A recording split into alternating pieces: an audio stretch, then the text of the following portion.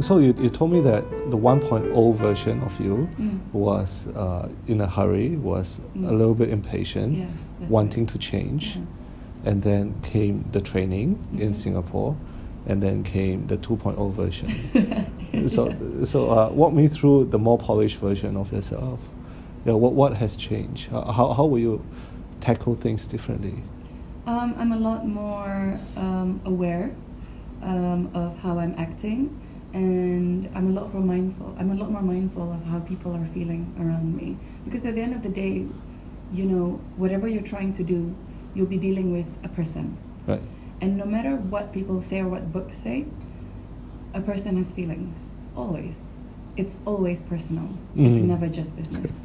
I completely believe that. Yeah. Think about it, You are always biased by the emotion that you carry at that point in time when you negotiate with somebody. Wow, is that an Oprah quote? Yeah.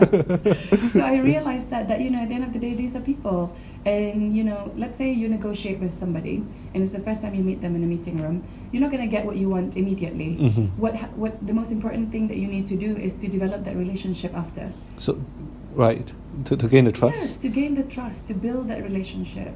Ultimately, whatever it is you're trying to do will be gained through, building relationships with each other. And then now, whatever you do, if they can sense that sincerity, now they'll want to do business with you. What do you think makes a good doctor? I believe it is empathy, one of it. Compassion always, how can you not be a good doctor when you're not compassionate? I understand that, some people may disagree and say that it may cloud your judgment. Yes, I agree. So sometimes, compassion to a certain level.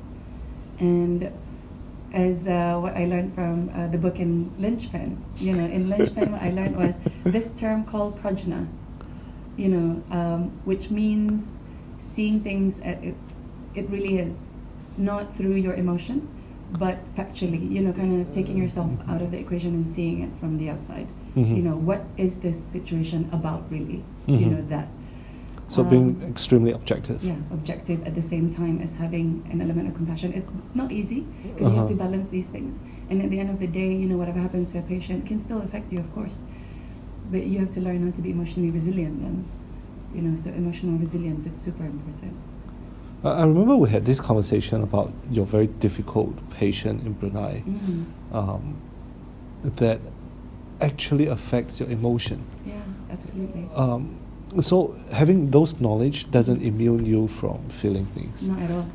I mean, you're a person, right? No matter how perfect you think you are and you've learned all these things and tools, you will still be affected. But the question is, how do you get back up from that? How do you switch off? Do you ever switch off? No, I don't. I can't. It's hard. How do you switch off from being yourself? From work? I mean, like 5 o'clock, you come home. How do you switch off from not thinking about your patient?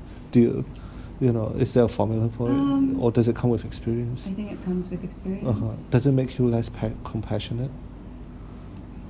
That was one thing that one of the consultants said to me to never lose is that ability to feel. Because I remember one time when I was in the UK, I was doing night shifts and I was looking after these couple of patients who were sick, very elderly. And I got to know them, over time. This is my biggest weakness. I get to know people. Yeah. And because you're interested. Yeah. So the problem is though with that. It comes a baggage. Yes. Then because you get to know them as people, when something happens to them, it really affects you. So towards the end of my night shifts, it was the 7th night. They both passed away.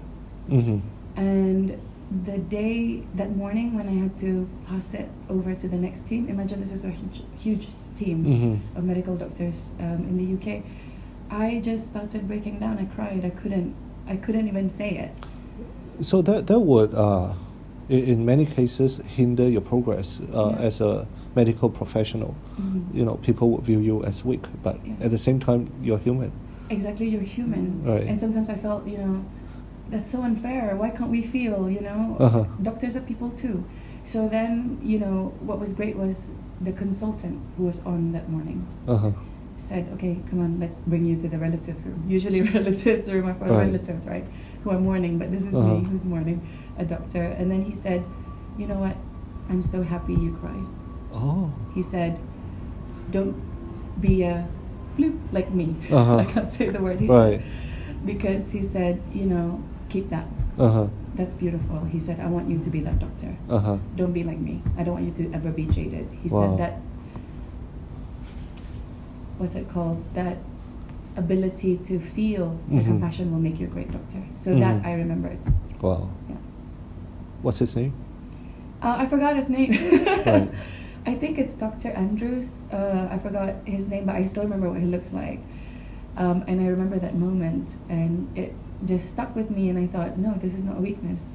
Although some other surgeons later then would Mhm. say to you, that's weak. You can't display emotion. Yeah, you can't. Wow. I mean, yeah, I agree. You can't display emotion. No, not you can't, but you maybe not too much to patients, so Right. that they, don't see that side of you. Unfortunately, for patients, you have to be Uh-huh. strong. And I think you're quite lucky because your other half is a medical doctor. Yeah, he's a Uh-huh. dentist. Yes. Is a dentist. Does it make any difference? Whereby Yes. you can, he can relate to you at least. Yeah, absolutely, he can, and it really helps. And I think that I'm so lucky to Mhm. have someone who can understand that Yeah. side. Because if he wasn't in the medical field, It can be quite challenging. Yeah.